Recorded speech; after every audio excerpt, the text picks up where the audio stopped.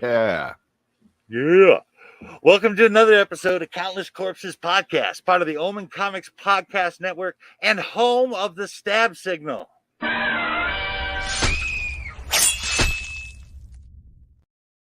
Metal. Yeah.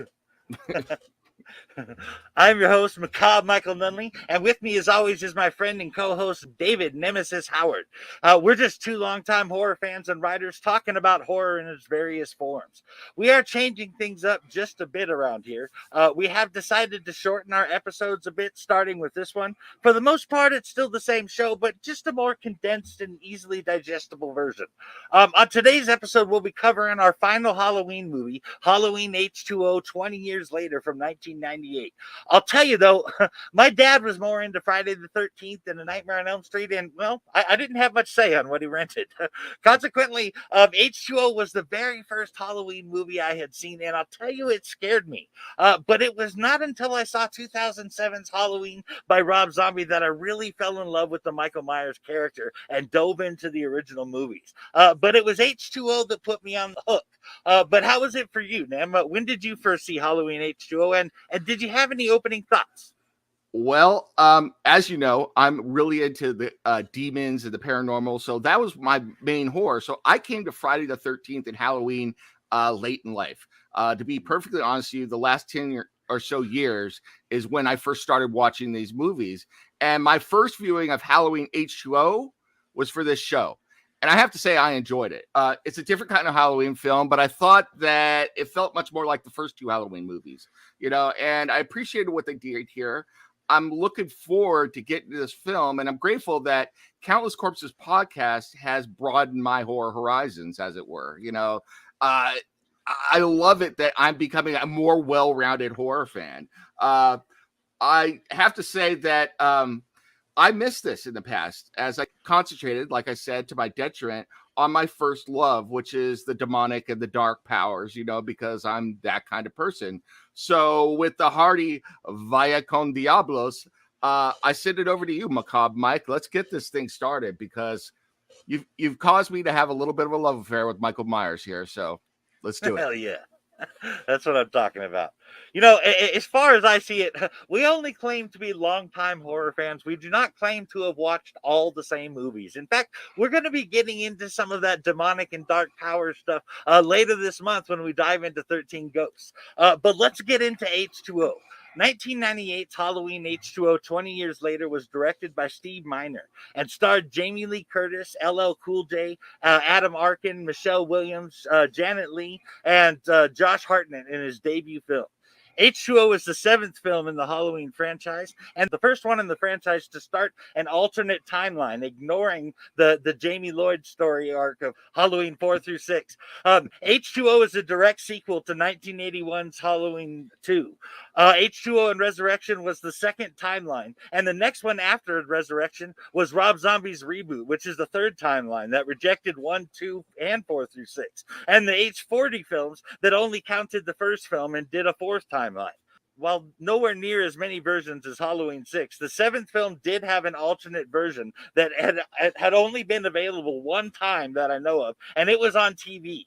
In February of 2003, the FX network premiered an alternate version of the film, adding and extending footage not seen in the original release. It has yet to be released on any digital platform or physically, but the deleted scenes can be found on YouTube. So what do you say we get into the writing process for Halloween H20, Nem? Sure, but I got to say, I'm glad I have a minor in math from college because I needed it to keep up with all those various timelines. I mean, my head is spinning right now. But yeah, in my best orc voice from Lord of the Rings, fire up the stab signal because script butchering is back on the menu, boys. Let's have it.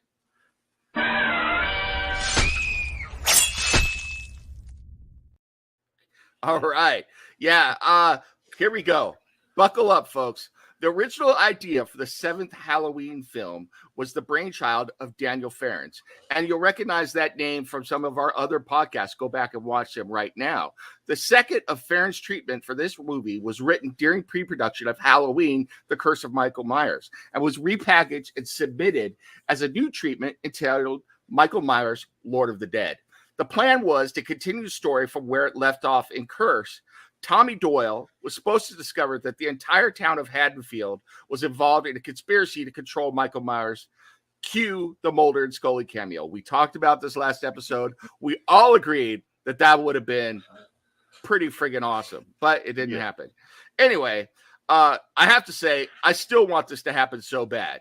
Can you imagine? I mean, just think about it. Can you imagine Scully seeing Michael tank some shots and saying, "It's just not possible, Mulder. It defies rational explanation." I mean, and Mulder giving her that look, you know, I could see it in my head. Anyway, I digress.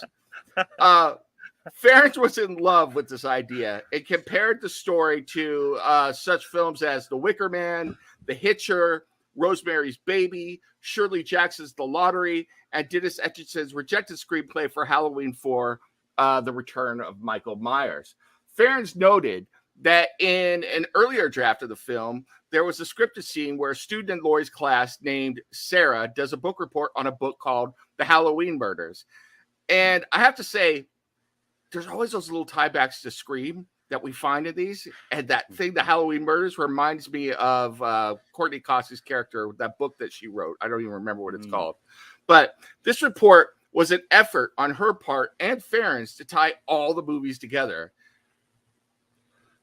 God bless you. You know, so talk about a Herculean effort, and good on him for giving it a go. Fans really did deserve it, but I don't know if anybody could have done it.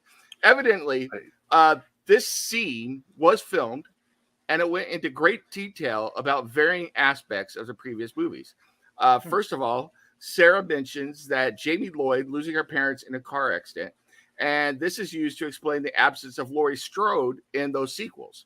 Her report also chronicles Jamie being hunted and eventually killed by her uncle, and we all know how you felt about that kill in the previous movie. So you love that kill. So, you know, maybe we ought to throw a stab signal up for that, for how much you love that kill. Oh, hell yeah.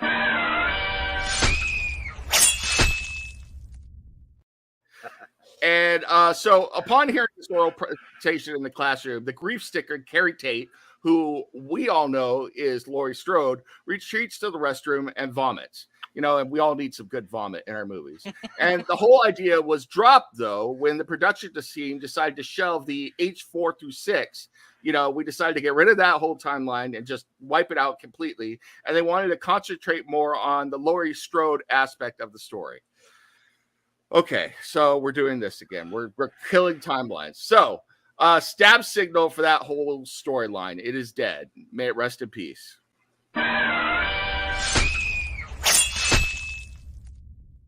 Like I said, folks, butchering of scripts is back on the menu. So, with the writing on the wall, Ferrens decided not to continue with the series, saying, honestly, he couldn't bear to watch another one of his scripts turned into a debacle, especially another Halloween.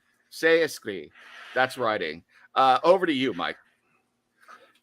Man, you know, we've talked about the brutalizing of the script for Halloween, The Curse of Michael Myers, and the ridiculous nature of the production and having too many roosters in the hen house. That was a nightmare situation, so I'm not surprised at all that he had no interest in doing that again. In fact, after Halloween 6, I can't believe anyone would want to work on the franchise.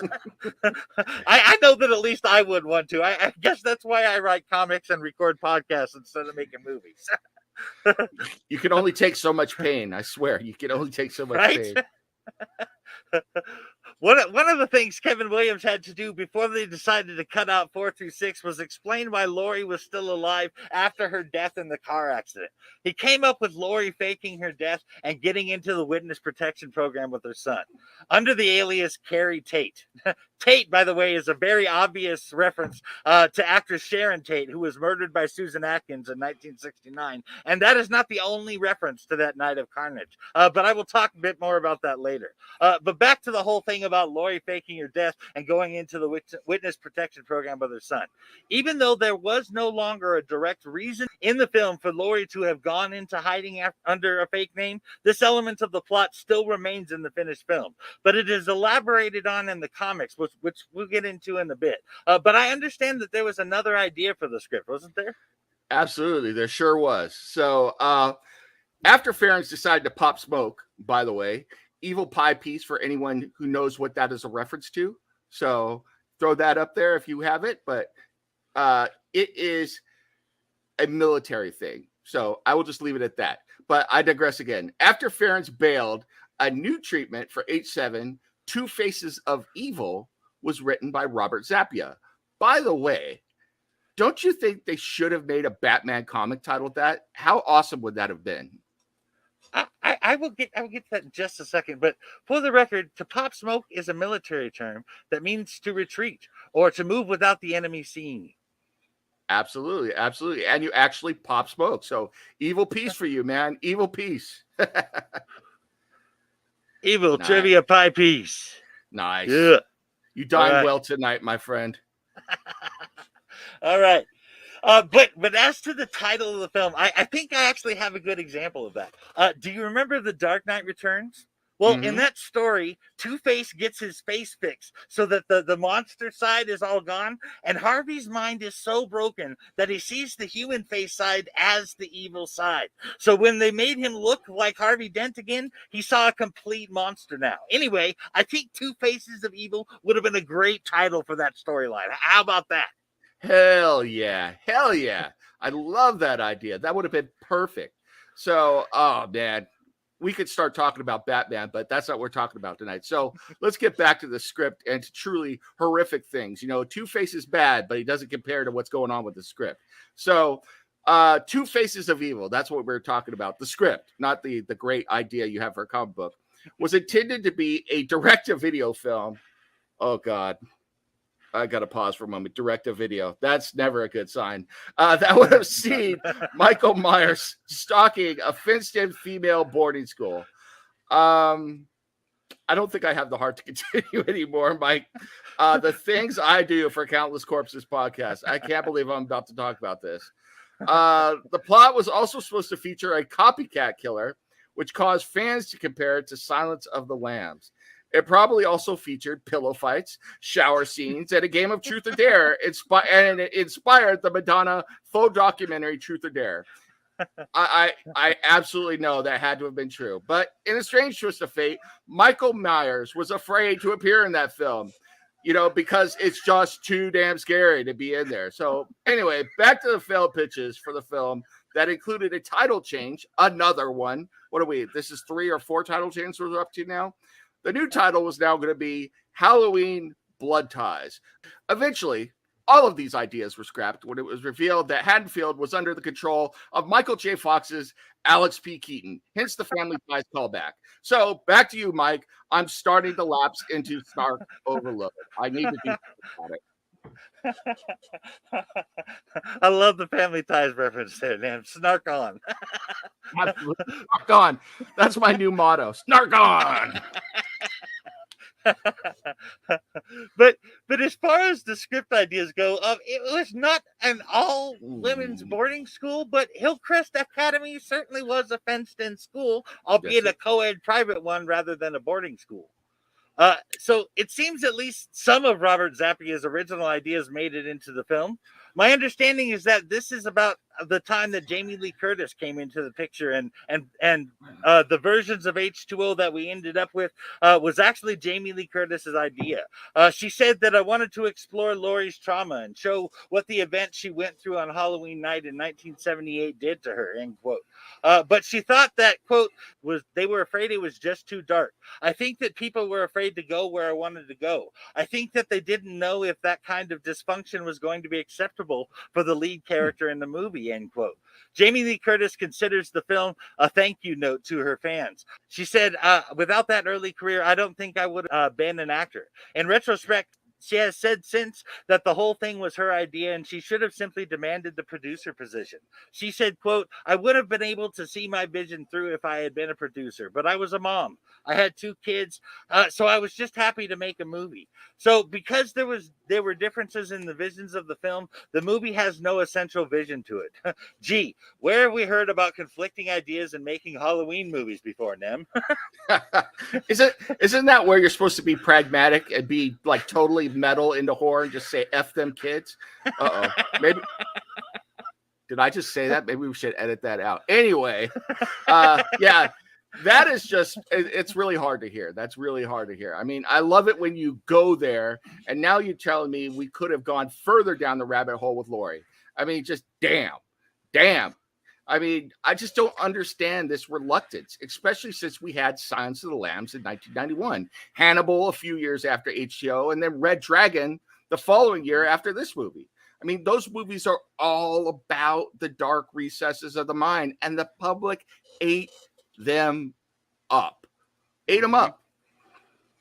I have to agree with that 100%, especially when it comes to horror movies. I don't think that there is a place that is too dark to go in a horror movie. What's more is that part of a horror movie's job, at least in my opinion, is to make the viewer uncomfortable. And starting out with Laurie being a broken mess and then fighting through that to fight Michael sounds awesome. If only Kurtis had insisted on the producer job. Absolutely. I think it would have been great. And personally, I think she would have been great at it. I think she's a very talented person. But at least they decided to do some version of Jamie's idea. You know, when she expressed interest in returning to the series, Kevin Williamson was, who was coming off his blockbuster success with Scream in 1996, was asked by Dimension Films to pen a treatment that added Laurie Strode. Williamson was not credited in the end as per WGA rules, oh Lord, which state that additional writers on sequels have to write at least 33% of the script to receive an on-screen credit. I had a little Freudian slip there. I said strike, you know, because of the whole WGA thing right now, you know. But when you're talking about Hollywood Gills, having a little Freudian slip there with the strike is perfectly understandable. Exactly. You know, they're putting it into my mind because I've got to, you know, get that out there, you know, so I could get in the guild too. There I would, yes, go. Anyway, when the WGA deemed that Williamson did not deserve writing credit on the screenplay, Dimension Films, hoping to market the film as from the creator of Scream, offered Zappia more money to share the writing credit, but Zappia declined. Wow. Although not directly credited, he provided rewrites in character dialogue, most of which is seen during the teen moments. Which makes me ask, what does that mean when you're good at writing teenagers, Mike? What, is that a good thing or a bad thing? I don't know. Maybe he was a Toys R Us kid named Peter Pan. Okay, fair.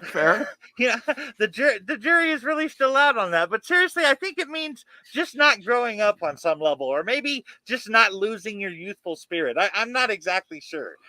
There are filmmakers who, despite being adults, still understand the teenage mindset of angst and hormones and developing self-perception and worldview.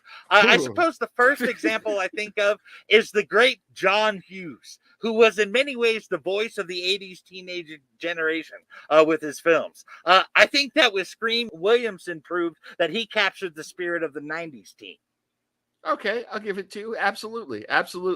He's very good at what he does, and I have to say Scream was a very well-written movie in that regard. So, in many regards, actually, if I'm being fair, I think Scream is a very good movie. So, all right, let's give it up to him. Thumbs up.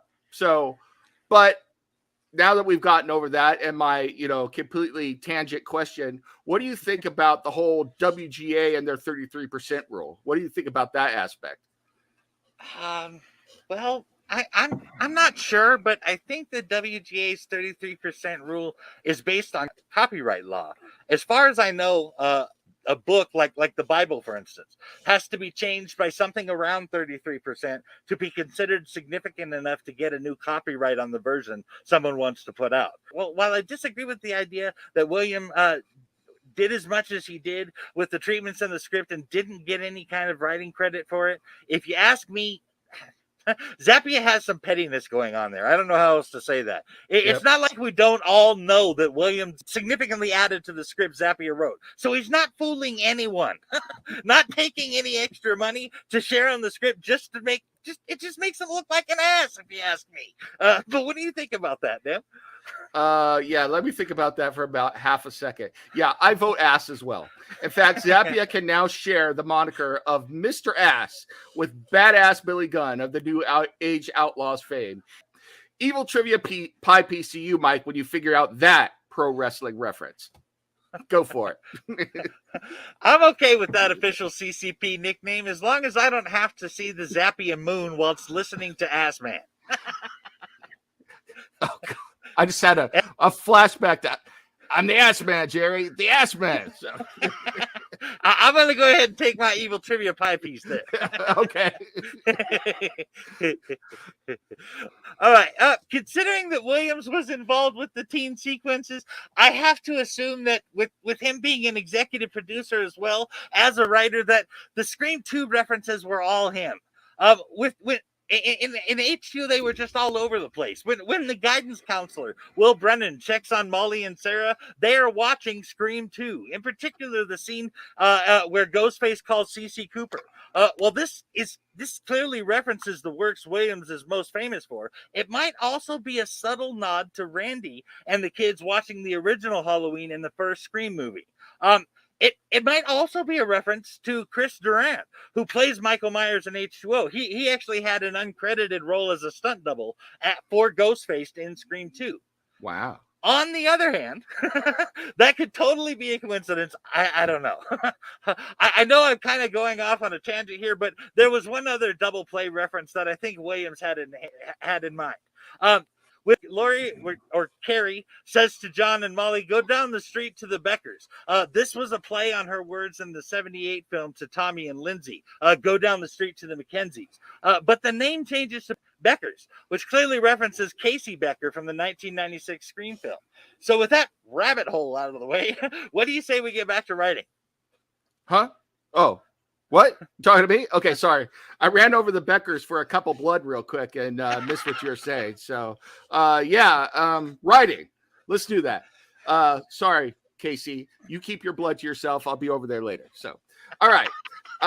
No more blood for the moment. And back to some screenwriting. Well, there'll be dead screens, but screenwriting our scripts. But I digress. So, yeah, we're talking about Hollywood and writers. So there's plenty of metaphorical blood on tap. So the new screenplay, they're all new screenplays at this point, was based on a story by Kevin Williamson with the working title of Halloween 7, The Revenge of Laurie Strode. I don't know why that made me laugh, but there it is. Little known fact, a new spinoff series was also pitched called Writers Unite, The Rampage of Daniel Farrens. I want to watch that. Anyway, Williamson was hired to write his script, and it was intended to be a sequel to the previous films. Good luck with that. Intending to retcon Laurie Strode's death in Halloween 4. Williamson came up with the idea that Laurie had faked her own death as he penned the outline for Halloween H20. However, the first few drafts that Williamson worked on were penned with Jamie Lee Curtis's input and had radically different endings than what we eventually got. Williamson fell back on one of his trademark writing tropes and created a Williamson opener similar in style to what he did on Scream. In the scene, he introduced a new character, Sam Loomis's daughter, Rachel Loomis, in place of Nancy Stevens' character, Marion Whittington. It was intended that she had the computer files on Laurie Strode / Carrie Tate, and Rachel would come home and discover her computer on and would swiftly be dispatched by the Shape. You know, and we can all theorize on what kind of dispatching that would have been. It probably would have been something good, but, you know, we can only dream and hope.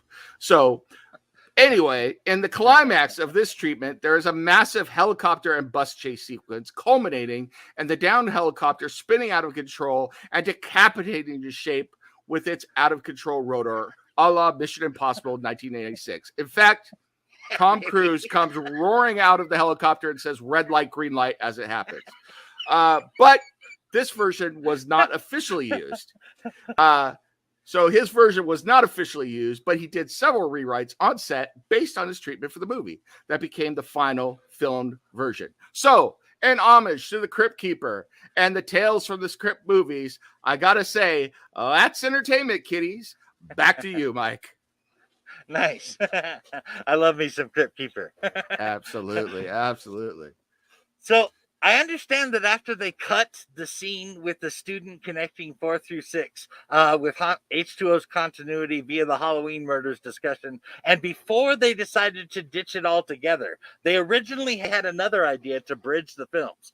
The newspaper clippings on Marion Whittington's walls originally included headlines like "Mysterious Cult Kept Murders Hushed Up in Haddonfield" and "Jamie Lloyd Missing," with the dates 1995 and 1989. But in one headline that survived in the finished film was "Laurie Strode Killed in Car Accident." And of course, the bloody pair of scissors, which of course is reminiscent of the scissors used by Jamie Lloyd at the end of Halloween 4. And given the car accident headline, that is even heavily likely.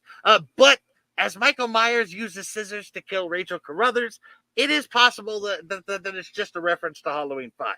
Either way, there are still two very probable references to Halloween 4 still in the movie. So maybe they didn't cut out 4 through 6 altogether. Hey, can I ask you a question real quick? Yeah. Wouldn't it have been cool to see Danielle Harris in a cameo as a student at the school? That would have been pretty badass, actually. In fact, it would have been really cool if she'd have maybe taken Molly's place in that Frankenstein discussion. Yeah. Sorry for the, my mind works in mysterious ways, but that just occurred to me. Back to you, Mike. Keep going. So no problem at all. I'm actually starting to see what Kurtis was talking about when she said there was no essential vision for the story. But let's talk about the directing position for a minute. Jamie Lee Curtis had wanted to reunite both the cast and crew from the original 78 film, and for that reason, John Carpenter was originally in negotiations to direct the film, but he didn't end up doing it. Now, there is a rumor that says Carpenter wanted nothing to do with the film, and that's why he didn't direct. But that isn't true. He agreed to direct the movie, but a 20-year-old grudge with Mustafa Akkad over revenue that Carpenter had never received from the first Halloween movie got in the way. You see, Carpenter figured that he would get his compensation via a paycheck from H20, so he asked for $10 million to direct the film and a 3-picture deal with Dimension Films. You got to put the little pinky up when you say that. So. And I don't know about you, Neb, but that definitely sounds like the demands of an angry and bitter person, and not necessarily the demands of a businessman. That is akin to Bjorn only letting enemies go that can bend over and kiss their own ass. And it would seem that Akkad and the Weinstein brothers laughed at the demand, and so that's why Carpenter didn't direct. But what do you think about that demand, Nem? Yeah, I'm going to say that was John Carpenter's way of telling them to kiss his ass. So John definitely has his ego. And I think at this point in his career, certainly needed them less than they needed him. And personally, I don't think he was all that interested in that job. And so gave them an offer that he figured they refused. And if they didn't, he effectively robbed the hell out of them. So I can't say I blame him personally, but I will say that after John Carpenter laid his member on the table, metaphorically, because I don't have any evidence that he did that for real, but metaphorically laid his member on the table and scared away Akkad and the Weinsteins, Steve Miner, one of the founding fathers of the slasher genre, was hired on as director. That's an interesting choice since Miner's slasher bona fides came via Friday the 13th. Additionally, if you break down the kills in Halloween H20, they have a definite, Friday the 13th vibe, a style to them. Michael has a Jason-like presence in many of the shots, and his movements, his kill style is, I'm going to say it's very Jason as well. So with that, let's give that stab signal, Mike, for the merging of Jason and Michael in this movie. That's kind of an unholy thing to say, and I love it. Hell yeah.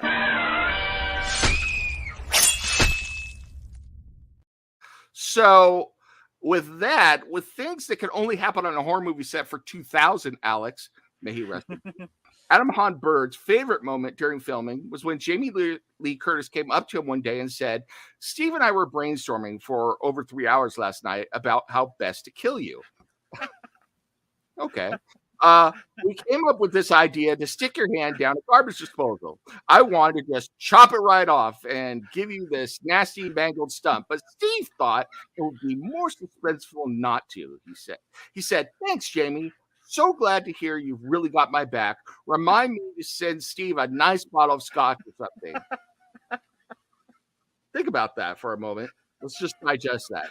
And imagine I'm about to say, in my best Crypt Keeper voice again, now that's entertainment. So, I need to get better at that. I'm going to practice that, folks. But that is right up the Crypt Keeper style. I mean, you are thanking someone on finding a better way to kill you. So, Mike, I'm hoping that the Crypt Keeper will find me and possess me and move through me for future episodes.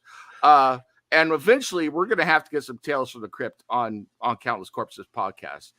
But until we do, over to you while I conduct this home exorcism, or actually, reverse exorcism to try and get the Crypt Keeper to move through me for future episodes. So back to you, Mike. Take it away. Oh, yeah. If I can manage to get the series without it costing me an arm and a leg, I could see us doing a few episodes, like an episode on each season or something. But we'll have to talk about that for sure. But there are a few more things about the writing that I want to cover before we move on. I suppose the biggest thing to talk about is the ending. It seems like everyone was being pulled by someone else's string on this one. You talked about the Mission Impossible ending with Michael dying via helicopter blade. But there was another ending in earlier drafts where Laurie stabbed him through the heart with a javelin while he was pinned between two pieces of retractable gym floor. But there were major issues with whether or not Michael should or even could die. Mustafa Akkad not only wanted the Shape to live on, of course, so he can produce more Halloween films, but it was in his contract that Michael could not die. And of course, Bob Weinstein at Dimension Films wanted the Shape to die. So Bob Weinstein instructed screenwriter Robert Zappia to write two endings and send the ending with the ship surviving to Akkad, while they would actually shoot the ending where the Shape died. Zappia refused, much to Weinstein's annoyance. And can we just give a moment to respect Robert Zappia for pissing off Bob Weinstein? Giving him that moment. And honestly, once again, all I can say is damn, because members are just being slapped on tables all over this film, man. People are just whipping them out and being like, take that. Only in the Halloween. So congrats to you, Zappia. We salute you. Very nice. So, yeah. Unbelievable. Executive producer Mustafa Akkad said that the killer in H2O was not actually Michael Myers, but in fact a copycat killer. Here we go. Further, he said that this twist would be explained in the next Halloween movie, because, of course, we're never going to explain anything in the movie that we're actually watching, because that would make too much sense. So, in 2002's Halloween Resurrection, Michael swapped clothes with one of the paramedics in keeping with his more tactical mind in H2O, and I know we're going to talk about that a little bit. However, that also means that Laurie killed an innocent man, unknowingly, of course, but to say in my best Die Hard style, welcome to the party, pal. So, yeah, she's killing people. I mean, Kurtis was firm on needing Laurie to believe she had killed Michael. And that makes sense to me, because otherwise she's just a stone cold killer. So, and I think she was absolutely right to insist on that. So Jamie Lee Curtis knew that Laurie would be killing an innocent man at the end of the film, thinking it was Michael. But Laurie Strode didn't. This was part of her deal for her to return. She was adamant that there could be no hint of it in the film, and that audiences would believe that this was the end. Curtis later stated, if this is in fact how we are going to conclude the movie without the audience knowing, then I have to come back for one more movie for a very short moment to conclude Laurie's story. That's awesome. I love that. And that is indeed what happened when she returned for Halloween Resurrection 2002, having snapped after learning that she killed an innocent man. According to Zappia, Kevin Williamson concocted the film's ending where the Shape is killed, as well as the twist shown in Halloween Resurrection from 2002, where it is revealed that the Shape had switched clothes with a paramedic. This solution managed to appease both parties. According to screenwriter Matt Greenberg, it was Bob Weinstein who suggested that Laurie Strode decapitate the Shape with an axe. And I have to say that I was sad to see Laurie go out that way in Resurrection, but that it felt organic to the story as written. And I thought it was good all around because it made sense. What do you think? Just a couple of things real quick, though. Bob Weinstein actually came up with a good idea. Yeah. We should take a moment and think about that for a second. Bob Weinstein came up with a good idea. Let's give him a stab signal because he's never going to get another one. So, all right, here we go.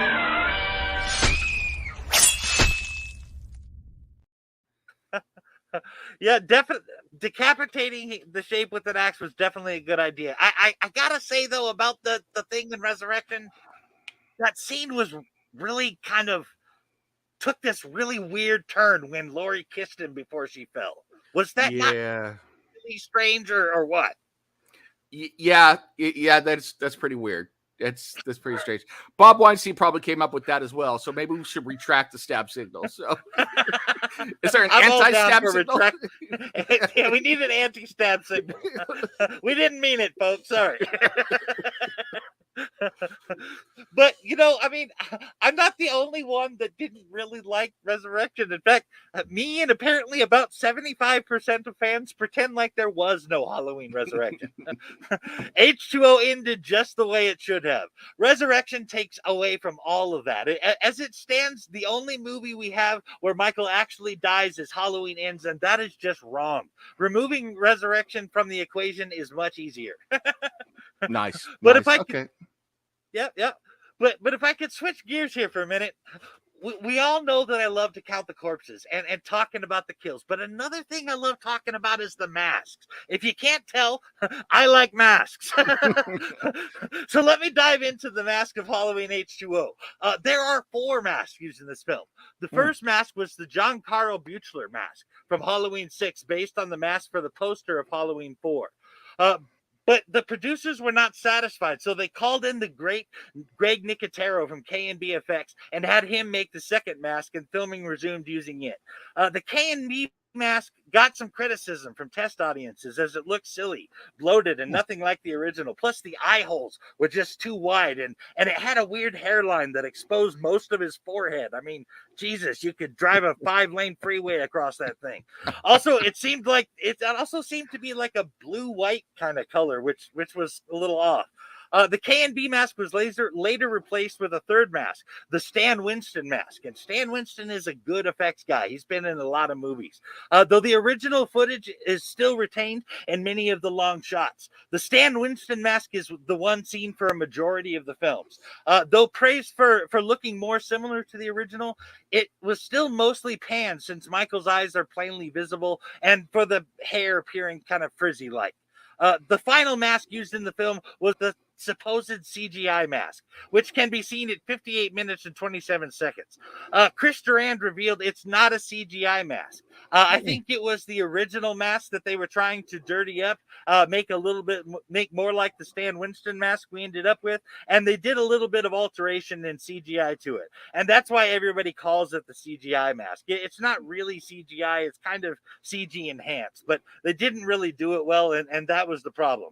It was kind of a quick shot, and it was kind of a quick cover. It was a little bit sloppy. But now that we have all of that out of the way, I think it's important to note a few things about Halloween H20's score. And that is my man Nim's department. So take it from here, my friend. I will get to the score in just a moment, but I have to say that I'm left wondering what happened to all the masks from the other films. Did they get scared of what happened to the scripts and all run away? And so that's why they have to keep making new masks, or what is going on? Somewhere there's Halloween masks in therapy somewhere way up in like Antarctica or something, it's really strange. I can answer that a little bit. A couple of the masks were just straight up taken by the people who acted in the movie. Wow. All right. Like the mask from what was his name? The Native American guy that played Michael in Halloween 4. I cannot remember his name. Don. Yes. Shanks, Don Shanks. Yep, Don Shanks. Yep. That he actually straight up said when the filming is over, they're like, we want the mask back, and he said, nope, game ball, I'm taking it. He was so big they just let him take it. He just jacked it and walked off. It was like, good luck. Nice. So yeah, back to the score. So This score is kind of a strange Frankenstein monster of other horror movie scores. It is really kind of weird. The majority of John Ottman's original score was rejected late in post-production by Bob Weinstein. Yet another reason to take away that stab signal. These dudes are never not interfering. And they replaced John Ottman's score with Marco Beltram's scores to Scream 1996, Scream 2, 1997, and Mimic 1997. So not only replace it with score from another horror movie, they replaced it with scores from 3 other horror movies. So the music playing in the background as Norma is leaving in her car is from Bernard Herrmann's score on Psycho from 1960. So we're now up to 4 different movie scores in this movie. And then the producers wanted a darker, more Scream-like score, while Ottman's score wasn't strong enough to fit the bill. So some of what remained of Ottman's score was heavily edited and often was used for scenes for which they were not originally intended. Yeah, that sounds like a great idea. So music for Scream 1996 was added to the chase scenes later on during post-production. And composer John Ottman expressed some displeasure about this action in an interview featured on the Halloween 25 Years of Terror DVD released in 2006. And some displeasure is right. He was basically a calm pissed in that interview. Yeah, I mean, and let's be honest. He had every right to be pissed. It's really a weird thing to do. I mean, you've hired a man to write a score, and then you reject most of his work, chop it up, the rest, and produce a hodgepodge of, what are we now, 5 different scores for one movie? I mean, given that the production team could have found a plan if it slapped him in the face, I guess this makes perfect sense.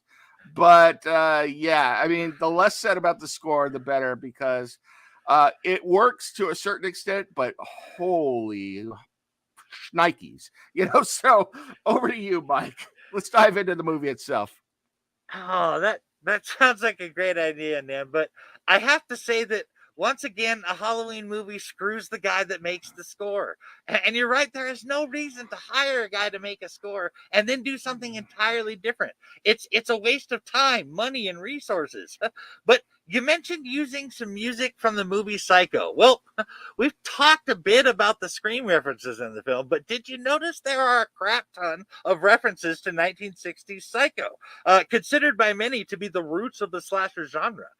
Yes. Not the least of these many references is the appearance of Jamie Lee Curtis's mother, Janet Leigh, in the film, who plays the role of Norma in H20, and Norma happens to be Norman Bates' mother's name.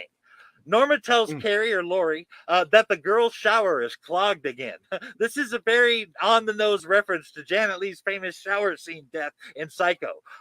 They leaned pretty heavy into the Psycho scene references with her, but they are subtle and can be overlooked. Read. Yeah, for instance, during the scene where Norma is leaving after giving Laura some maternal advice, which I just loved, we see her standing in front of her car. Well, that car is the exact same model of car, a 1957 Ford sedan from Psycho. Specifically, the car Marion bought off the lot. Even the license plate is a clue. NFB 418 are Norman Francis Bates initials. All of that in that short little scene. I think you can see why I said they were subtle references. During one of the scenes at school, Charlie tells John, 20 years from now, you're still going to be living with her, probably running some weird motel out in the middle of nowhere, which basically just said John was Norman Bates. Nice. There's another one, I think, that has to be a Psycho reference, and that is when the security guard Ronnie calls Laurie Psycho. Also, as a quick note, Janet Leigh's inclusion in H20 may be a nod to the original Halloween, which drew a lot of inspiration from Psycho, as did Friday the 13th. But I believe there were other references and nods in the film, weren't there, Nim? Yes, sir, there were. Halloween continues to bring receipts for those who have horror movie knowledge, and I'm here for it. Evil trivia pie pieces for all, and let's get to it. Nice. Yeah. So, Laurie tells Norma that everyone is entitled to one good scare, echoing Sheriff Brackett, Charles Cyphers from the first Halloween in 1978. Also, as in the 78 film, the first time Michael attempts to stab Laurie, he slashes down her upper left arm, somewhere between the tricep and his bicep. And for everyone that noticed that, do you think that was a coincidence? Let us know in the comments down below, because I don't think it was a coincidence. Judging by the mask over there, he doesn't think it's a coincidence either. So, director Stephen Miner also threw in some references for us. When Jimmy's first shown, he's wearing a hockey mask, a reference to Jason Voorhees or Macabre Michael Nunneley, a premonition of Macabre Michael Nunneley to come. Absolutely. Yeah, you know, they knew you would show up later. So anyway, you decide, was it Jason or Macabre Michael, or is Macabre Michael Nunneley secretly Jason Voorhees in disguise? I don't know. But director Stephen Miner also directed Friday the 13th Part 2 from 1981 and Friday the 13th Part 3 from 1982. In the latter movie, Jason acquires his trademark hockey mask from one of his victims. So while Jason Voorhees seems the obvious answer, I think if you look closely, Miner was using the ruinous powers to prophesize the rise of Macabre Mike Nunneley. Thank you. Thank you. So let's go. Let's keep going. Laurie Strode's boyfriend, Will Brennan, says that he isn't going on the trip to Yosemite because guidance counselors aren't usually a big hit in the wilderness, a clear reference to Friday the 13th. So Brennan managed to avoid Jason on his West Coast swing and met Michael instead. Kudos to you, Will. Good job. Michael Myers leaving his home in Haddonfield to find and kill Laurie is reminiscent of Jason Voorhees leaving Crystal Lake to find and kill Alice in Friday the 13th Part 2. Well, minus the carrying of Pamela Voorhees' head to stuff in the refrigerator, but, you know, beggars can't be choosers. So you got to leave some headroom for the unusually tall Jason. All right, that was a bad joke, but feel free to laugh out there. And finally, a statue of Butterball, the Cenobite from Hellraiser, can be seen on Jimmy's porch when the nurse knocks on his door. I mean, you just can't make this shit up. So, and with that, I'm going to choke back some vomit after seeing Butterball again and send it back to you, Mike. So, oh man, the references and nods are pretty thick. I have to agree. So yes, let's move on to the movie.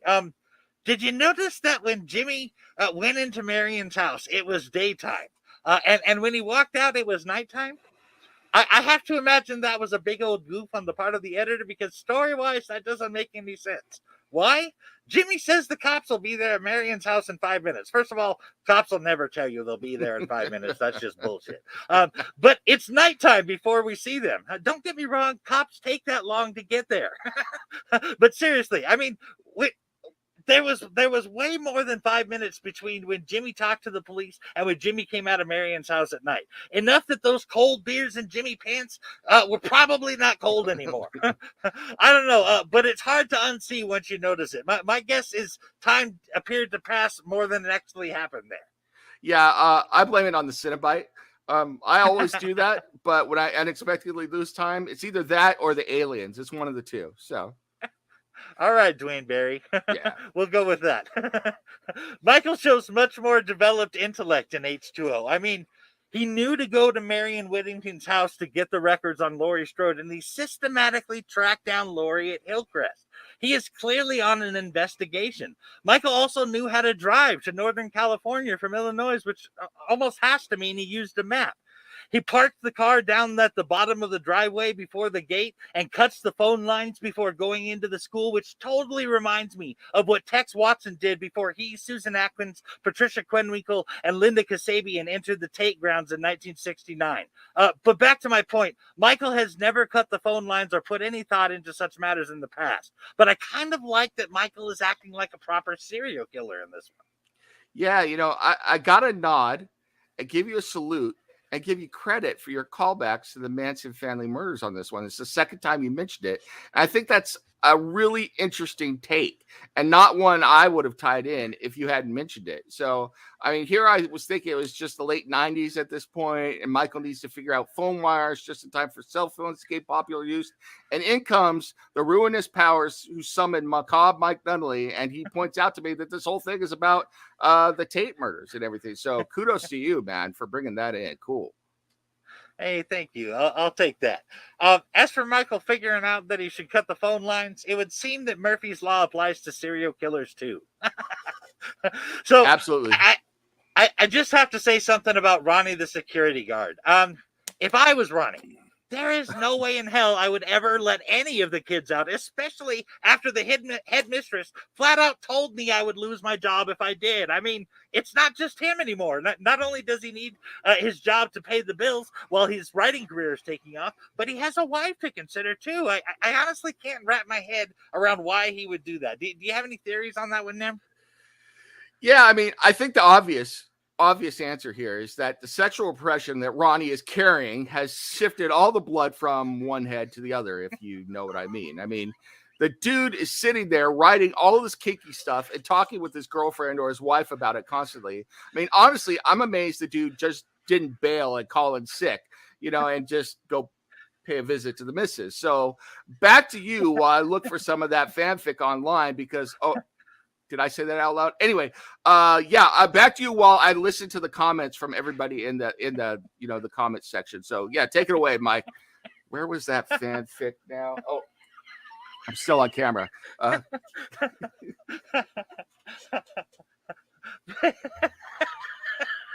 All right, but seriously, I'm not. I'm just gonna leave that one right there. I'm not touching that one. I'd like to switch over to a deeper element of the film. You mentioned the cut scene about one of Carrie Tate's or Laurie Strode's students named Sarah doing a report on the Halloween murders. Well, I think the classroom scene we saw in the film replaced that scene with a callback to the original 78 film. Check this out. In the first Halloween movie, Laurie sees Michael Myers out the window of her classroom and then answers the question from her teacher about fate that is obviously a metaphor for Michael Myers. When she looks out at the window again, Michael is gone. As a play on that scene in H20, we see that Laurie is the teacher this time, and she teaches a class on Mary Shelley's novel Frankenstein. And it is her student Molly that answers her question by talking about the fate of Dr. Frankenstein as well as the book. But like Laurie, Molly sees Michael Myers out the window of her classroom, and then when she looks back after answering the question, he's gone. What's interesting in this particular case is that Molly seems to be speaking right to Laurie about her experience with Michael and how she should have acted. Molly is completely unaware of this, but you can tell by the look on Laurie's face that is exactly how she feels about what Molly is saying. Listen to what she said. I think that Victor should have confronted the monster sooner. He's completely responsible for Elizabeth's deaths. He was so paralyzed by fear that he never did anything. It took death for the guy to get a clue. I do find it interesting that in the comics, Laurie Strode blames herself for what happened to her friends on Halloween in 1978. So assuming that they were building on that, Laurie had been carrying the weight of what Molly had just said and her guilt for 20 years. What do you think of that, Nem? Yeah, it just doesn't ring that true to me, I have to say. I mean, what was she supposed to do, especially as a teenage kid? I mean, we've established that Michael Myers is one tough mofo to kill, and yet has a decided talent in killing people rather gruesomely. I mean, I think your best bet if you're a kid is get the hell out of Dodge. My opinion, anyway. I mean, hell, look at how effective the 4 million bullets Loomis and the police pumped into him over the years were. I mean, the dude is still walking around just fine. So when Molly goes on to say that Victor finally confronts the monster because he had reached a point in his life where he had nothing left to lose, I mean, the monster saw to that by killing off everybody that he loved. It was about redemption. It was his fate. I think she hit the nail on the head. When 20 years later, Michael shows up again, you finally reach a point where Laurie has zero fucks to give. I mean, let's just call it like I see it.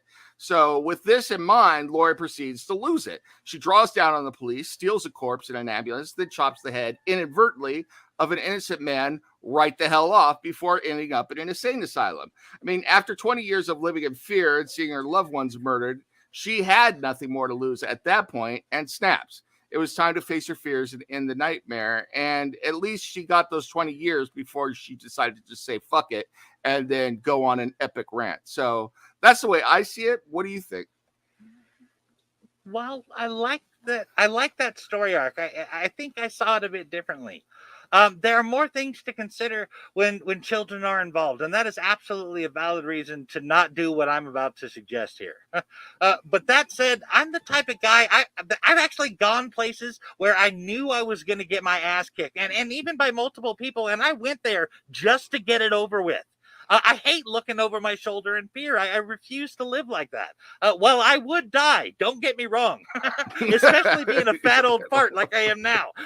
But I would still stand and fight Jason, Michael, or Freddy. If I'm going to die, I'm going to die with my boots on. And an evil trivia pie piece, if you know where I got that from, man. Would that be Iron Maiden's Die With Your Boots On from the Peace of Mind album in 1983? 83. Yeah. All right. Yeah. Hell yeah. You got that one. Yeah. Yes, sir. Very nice. And you even knew the release date. So a point of inspiration as well. Nice. But let's get back to what I was saying. I think that she would have been better off facing her fears and embracing her fate if that was what was required. There is no guarantee that it would have worked, but it also might have saved her friends' lives and allowed her son to live a normal life. Plus, I think living in fear for 20 years is no life at all. I mean, consider the effect that her life of fear had on John, or worse, taught him about how to deal with fear. However, that rant aside, I can still understand why Laurie might have chosen the path she did. What do you think, ma'am? Yeah, I mean, I think it's like most things. It's, 6 of one, half does the other. Damned if you do, damned if you don't. Yeah, the old catch-22 sounds about right. But as a side note, before we move on, I think the scene with the Dr. Frankenstein analogy was likely written by Kevin Williamson. I say this because when Jamie Lee Curtis was explaining how she wanted the story to go, she said that she wanted Laurie's life to be an absolute shambles at the start of the film. In other words, she was already at the point where Dr. Frankenstein ended up. She had nothing left to lose. But executive producer Kevin Williamson convinced her that Laurie should have more to lose when the film starts out.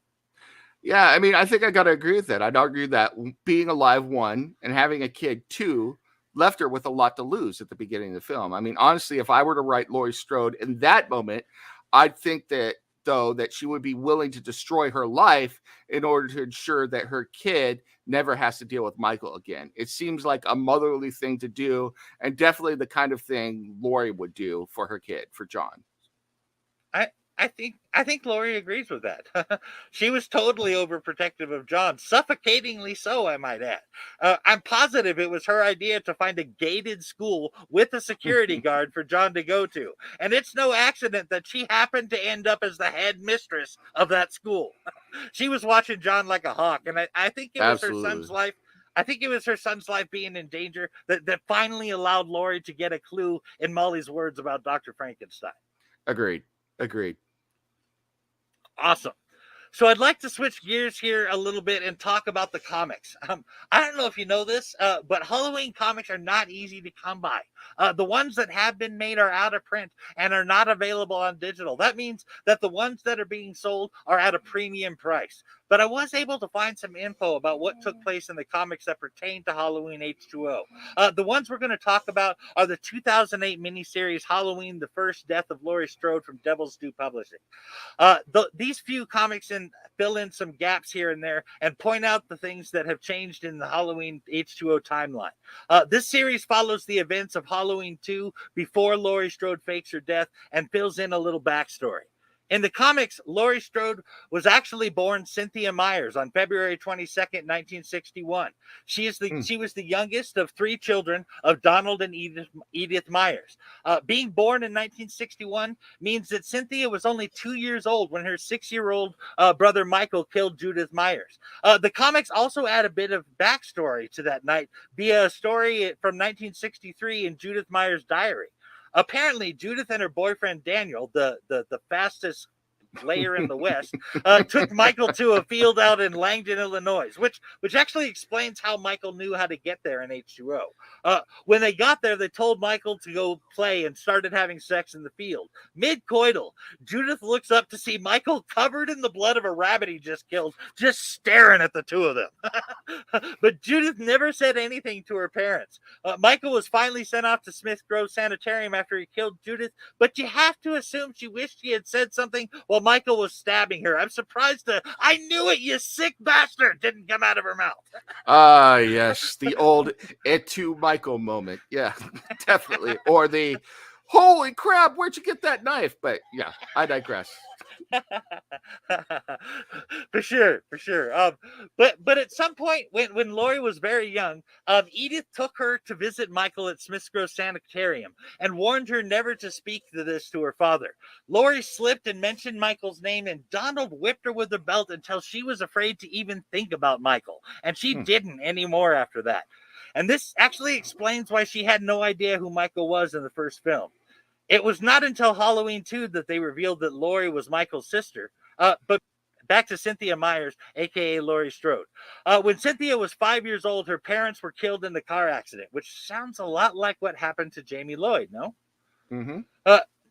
But in order to protect Cynthia's identity, her death was faked, and it was said that she died in the same car accident with her parents. What really happened was that Laurie went into foster care and was soon adopted by the Strode family, who had her name legally changed to Laurie Strode, which is a little odd. I haven't heard of a lot happening a lot in foster care, but whatever.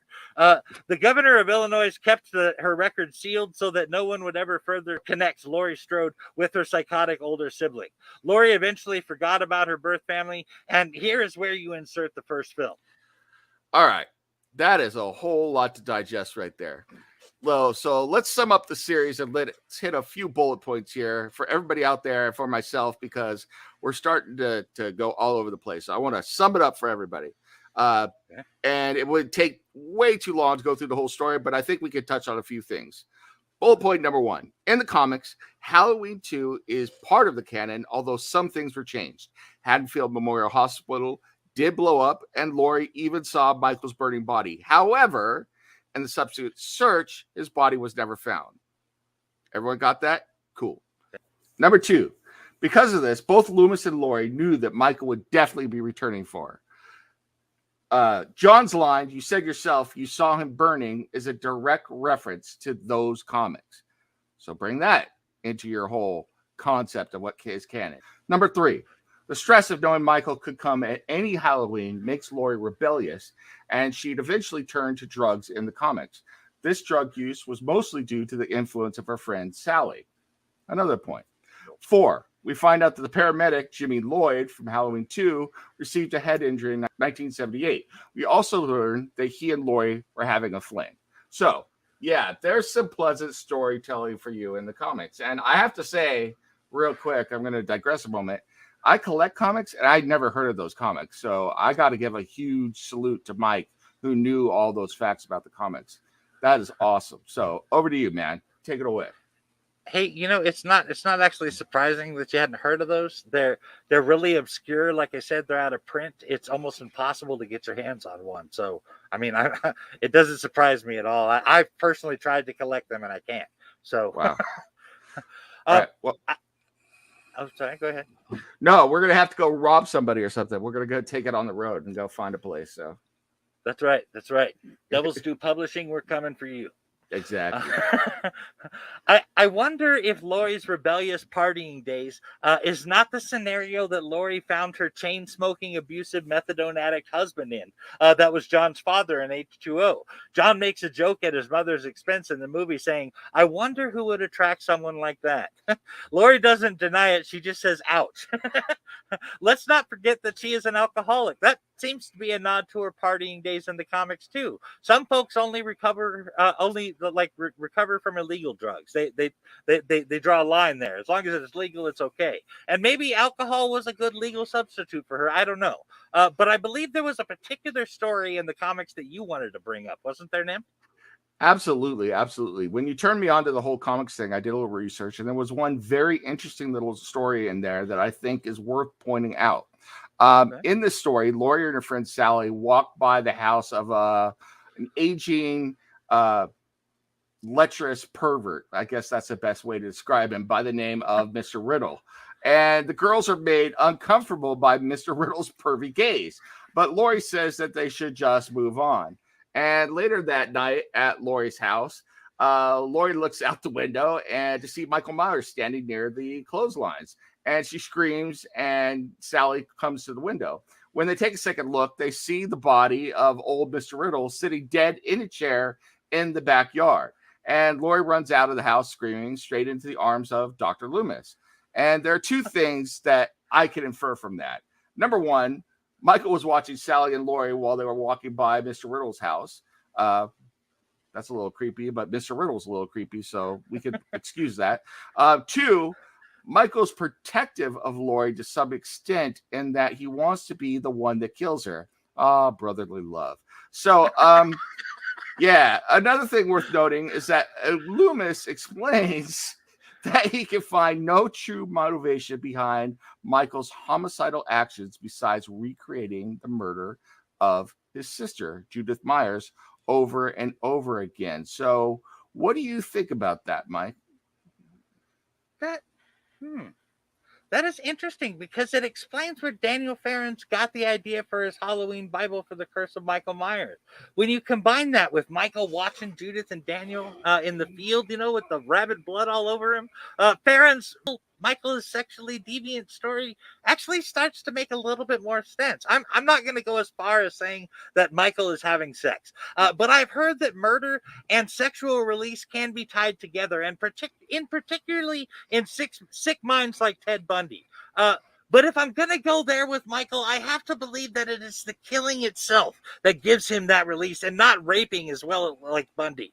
But where are you at with that, Nam? Does the new information from Judith's diary change anything? Yeah, I'm going to say I still think it's a hard sell for me. I mean, I want to agree with you, Mike, but there's one other big moment in the comics that sets up what we see in the film, and that is Michael coming back to kill her again at a party.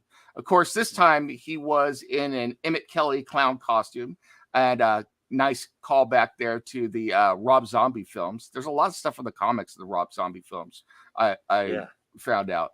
And she sneaks up on her from behind and grabs a butcher knife while he's doing it.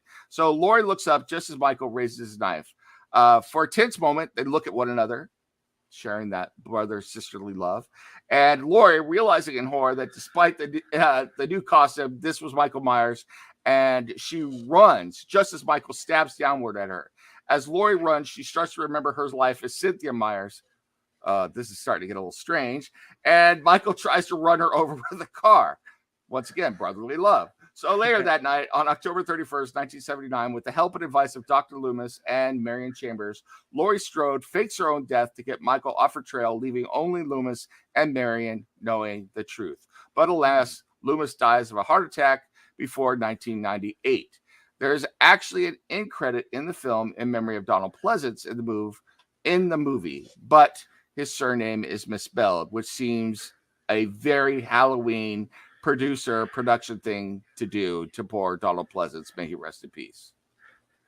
That is somehow both a compliment and a slap in the face. To be mentioned at the end and then not have them spell your name right. That sounds exactly right. Exactly right. So. But perhaps Laurie was not the only one to change her name and go into hiding. I can't help but notice that Marion Chambers no longer lives in Haddonfield in H2O, and her last name is now Whittington. My guess is that Loomis probably would have gone into hiding too. That also explains why Laurie, even after 20 years, was still worried about Halloween and Michael Myers. Her death was fake not once but twice to get away from him, and he still tracked her down. H2O turned stalker slashing up to 11. What do you think, Nim? All right. Sit back and just give me a moment and think about what I'm going to say. I'm going to put this all in context with Michael's other actions that we've remarked on earlier. I'm going to go all the way back to the Curse of Thorns idea. Is it possible that Michael got an upgrade somehow? Dare I suggest that Dr. Loomis, off camera, as the new leader of the Thorn cult, as we saw in the Curse of Michael Myers, upgraded Michael. He upgraded Michael into Serial Killer 2.0. Yes. As Freddie said to the Fresh Prince, I'm your DJ now, Michael. So I am all about there, but I have lost it. I've gone back to Fresh Prince from the 80s. So back over to you, Macabre Michael Nunneley. That is quite all right. And maybe you're right. Maybe they injected Michael with evil nanites, Michael X style. Nice. Sorry, I Very had to nice. make the Jason X reference there. You mentioned the upgrade. But seriously, though, I'd like to talk about one of the scenes in the movie. The scene where Laurie is hiding beneath tables in the dining hall and Michael starts flipping the tables over was originally going to be placed in Halloween 4, where Michael chases Jamie Lloyd to the elementary school. It was written that she would hide under the desk and Michael was going to flip the desks over. This was dropped due to time constraints. However, Mustafa Akkad remembered it and filmed it as part of H20. I thought that was cool, and it turned out to be a pretty cool scene. I think it would have been better with Jamie Lloyd, but that is neither here nor there. I believe you had something you wanted to mention before we start counting the corpses. Am I right, Nem? Absolutely. Absolutely. I have to say, though, that I love the mention about the tables, and I think you're right. I think Jamie Lloyd would have been great in that scene. But I have to say that when you listen to the movie commentary for this movie, Jamie Lee Curtis, I still can't get over this. Jamie Lee Curtis yells at Laurie Strode on screen at one point, "Don't drop the freaking knife," as Laurie drops the knife. I mean, I love that. That's freaking hilarious. I mean, and then Jamie says, after Laurie drops the knife, Jamie Lee Curtis says, "Oh, I could punch her in the nose right now." Curtis would also add that they made her drop the knife in the first movie, and she isn't sure why she didn't learn from her mistakes. I got to say, I agree with her, but if horror movie tropes weren't a thing, we wouldn't get movies like Scream or Scary Movies, so there's that as well. But I just find that whole thing hilarious that Jamie Lee Curtis is yelling at her own character on screen. So kudos to Jamie Lee again. She's just friggin' awesome. She is the queen of Scream, as Randy said. So with that, I think we reached that special part of the show that makes little boys' eyes sparkle and maidens to blush. It's time to count the corpses. Kill it, Mikey. Let's do it. Yeah. I gotta add one thing there, just real quick.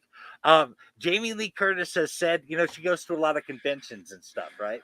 And I guess one of the most common questions she gets asked, like at least 90% of the questions involve this one: why did you drop the knife? Why did you put it down? So I mean, I could see what she was saying. I could totally punch her in the nose right now. Exactly. But we are finally about to count some corpses and talk about some kills. I love this part. I know my friend Nem here is a sick bastard too. So let's get into this. Kill. Sorry. Oh man, I got overexcited. Cross franchises there that for a moment. Please continue. We don't want to cross the streams, so keep going.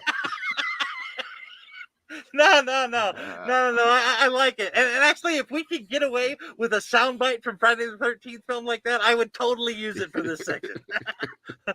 But let's count the corpses.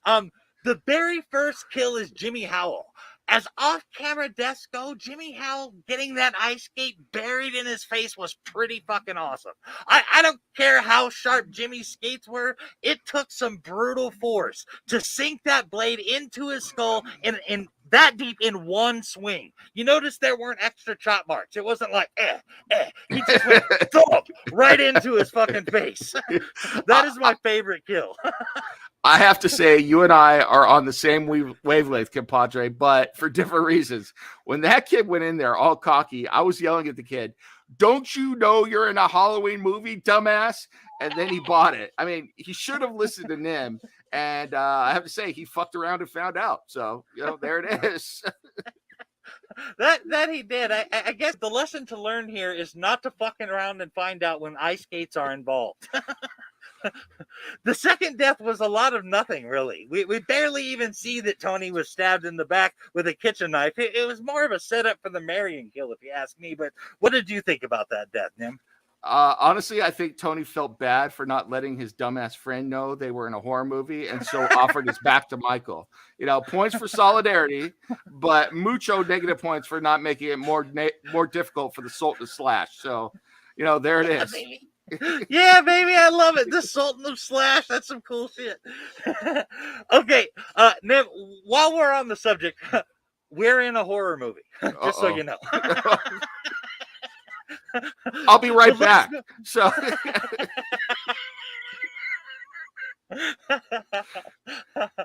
Oh, shit. But speaking of I'll be right back, let's move on to the Casey Becker kill of Halloween H20.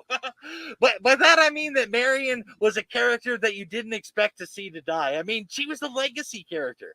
But speaking of Marion, of the first 3 kills, her death is up there. Her death was better because we actually got to see her get killed instead of just the aftermath. Also, I have seen a few throat slittings in Halloween, and I think this one is probably one of the bloodier ones.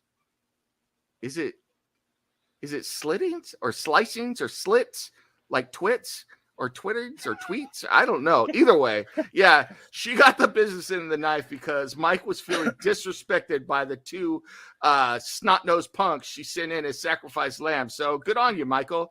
You little beauty. You took care of that little ripper. So amen. Okay, listeners, make sure to take this one home with you. Being a snot-nosed punk equals death by a supernatural serial killer. It's harsh, I know. I tried to talk some sense into Michael about it, but he won't even talk to me about it. Death number 4, I have to speculate about, and that is Charlie Devereaux. Before Charlie goes up in the dumbwaiter, he says, "I'll be right back." And as explained in Scream by Randy, one of our favorite characters around here, this is a cardinal horror movie sin. It is no coincidence it was added by screenwriter and script doctor Kevin Williamson. But once Charlie gets up to the next level, he pulls a rather large corkscrew out of the largest garbage disposal I have ever seen in my life and turns around to find Michael with that ridiculous CGI enhanced mask. The next time we see Charlie, he is on the dumbwaiter with his throat slit because it's not just cut. It looks as if it was partially cut and partially torn. Michael is holding a big old knife in the next scene, and I don't think he used that. So I have to assume that Michael ripped his throat open with the corkscrew. What do you think about that, man? Knife or corkscrew? All right, I'm gonna go off on a weird rant. I'm gonna be like, I'm conspiracy theory time. Do. But listen to me. This kill was done by Laurie Strode. Hear me out now. Hear me out. Laurie did it. Laurie has some inkling, some sixth sense, some crazy sixth sense that Michael was around. She didn't like Charlie's bad influence on her son, John, and she saw her chance, and she effed that dude. She offed him before bribing the production team to cut the film so it looked like Michael did it. That friggin' sneaky woman, man. Easy peasy, lemon squeezy. And then at the end of the film, she tries to decapitate Michael later to cover up her crime. How do you like them apples? It's explained. But if we're going to go the boring route, I'll go with Michael with the corkscrew and the dumbwaiter for the clue ending. But I still like my whole Laurie Strode theory. Damn. That is a burly way to go. I mean, cutting someone's throat with a corkscrew is not easy, and it's time-consuming to tear flesh with. I remember this time when... never mind. Yeah, don't talk about that. yeah, we're not going to talk about that time. The next to die is Sarah Wainthrope, Charlie Devereaux's girlfriend. She got hurt pretty bad before Michael actually killed her. He stabbed her pretty deep in the thigh and then dropped the dumbwaiter on her calf muscle. I mean, it busted her shit open. It was burly. God damn, that looked like it hurt. Then Michael steps on her neck and brutally stabs her 4 times in the chest, or at least 4 times. He could have done it a few times off camera as well. But logistically, this kill is off.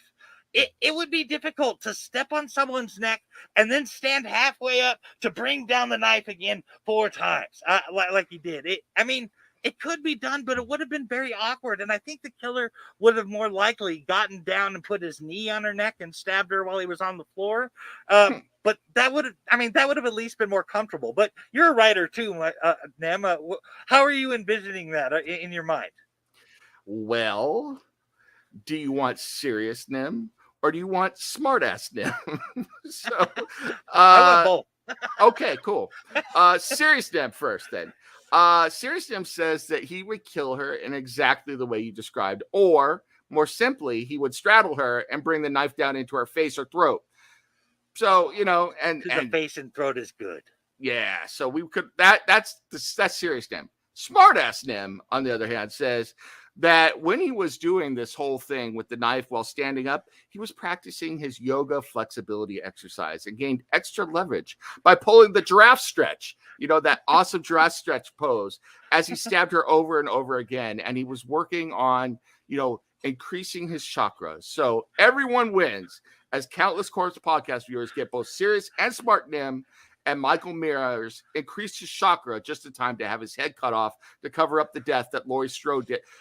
Did I say that? Laurie's going to come for me. Anyway, the things I do for y'all, back to you, Mike. So, well, we appreciate your sacrifice, my friend.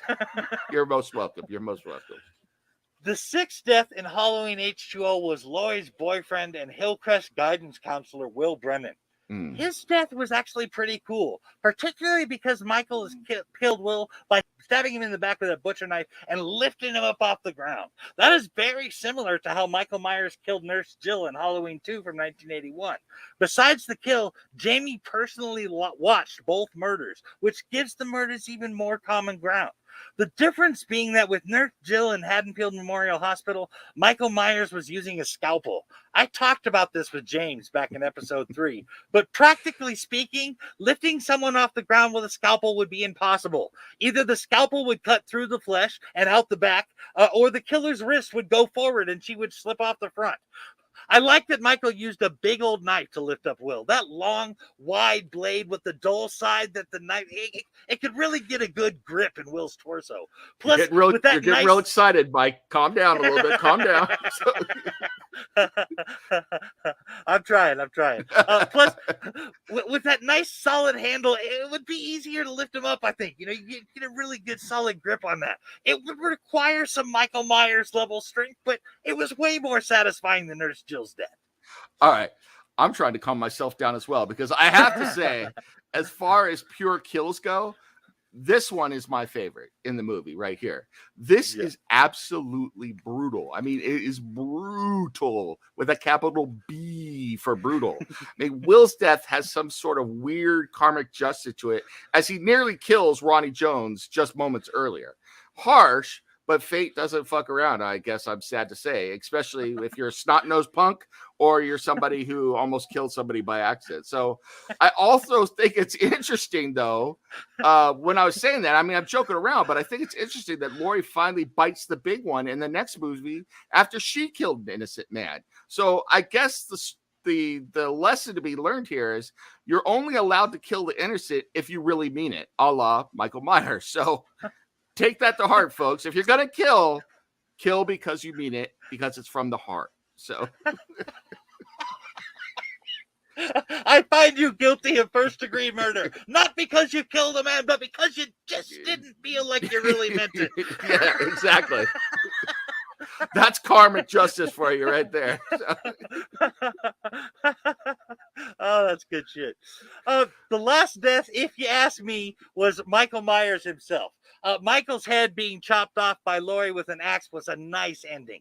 In fact, I like to pretend that Halloween Resurrection never happened and that Laurie actually killed Michael. But technically speaking, and according to Resurrection, Michael switched clothes with the paramedic, and it was actually the paramedic that was murdered by Laurie. But I say screw all of that. What are your thoughts on this, Nem? Well, I have to say that if I look at just the first few minutes of Resurrection, I'm okay with it because I see it as life flipping Laurie, the big old bird, just as Michael kills her. That seems to fit into what's going on with Laurie Strode. However, and that's seriously messed up. And, I like things that are seriously messed up. And if you didn't like messed up out there, you wouldn't want to be watching these movies or this podcast. Let's be honest with ourselves. But I have to say, the rest of that movie, Resurrection, is just too horrific for anyone, though. I mean, even for horror movie fans. So how's that answer? We are 100% agreed on that. That is certainly a fucked up way to end Laurie's story. And watching Resurrection is a horror I wouldn't wish on my enemies.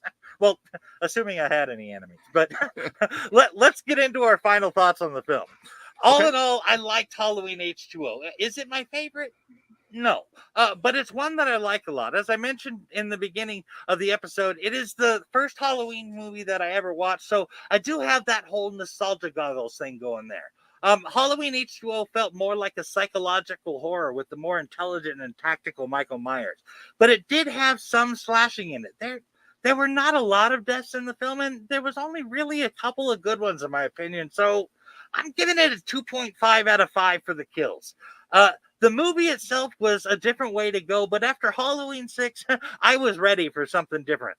I would give H2O a solid 3.5 out of 5 skulls, but I must admit that some of that score is after reading what happened in the comics to fill in the gaps. But how about you, Nim? What are your final thoughts on the movie, and how would you rate Halloween H2O's kills and as a movie? Yeah, I mean, so like I said, I've only watched this movie twice now, but I really enjoyed several aspects of this film, to be perfectly honest with you. I think this film had more of a suspense and cerebral vibe to it than other installments. And I appreciated that, but it didn't have the same feel of other Halloween movies, if that makes sense. So that leaves me with a dilemma. Do I judge it on its own, as its own movie, or do I judge it as part of the series? If I judge it on its own, I think I give this movie a 4 out of 5 skulls if I had never seen any other movies and this was a standalone. But maybe even 4.25. You know, I think that's high, but I could go that high if they were like bribing me with that knife that they killed, you know, Will Brennan with or something like that. So, but if I judge this as part of the series, I got to say it tumbles all the way down to 3 out of 5 skulls. Easy. So ultimately, I think I have to judge it as part of the series. And so it's a 3 out of 5 skulls for me. As far as the kills were hit or miss. And so I'll go middle of the road with you, Mike, and give it a 2.5 for kills. I'll say that this movie is definitely rewatchable and it's enjoyable. So as far as movies goes, this is a win in my book, even if it's not the greatest movie in the series. How's that? I can deal with that. That's totally a fair assessment. I mean, slightly different scores, but I think we're close to this to being on the same page with that film. But that about wraps up our discussion on Halloween H2O, and it also closes out our coverage of the Halloween movies. We do like a variety of horror films, so we're going to do a couple or a few paranormal movies, or maybe even a little demon movies, before we get into our next slasher franchise. Thank you all for listening and hanging out with us. I've had a great time hanging out with my friend Nim and talking about H2O. I hope you have too, and we'll see you later this month with 13 Ghosts from 2001. Nice.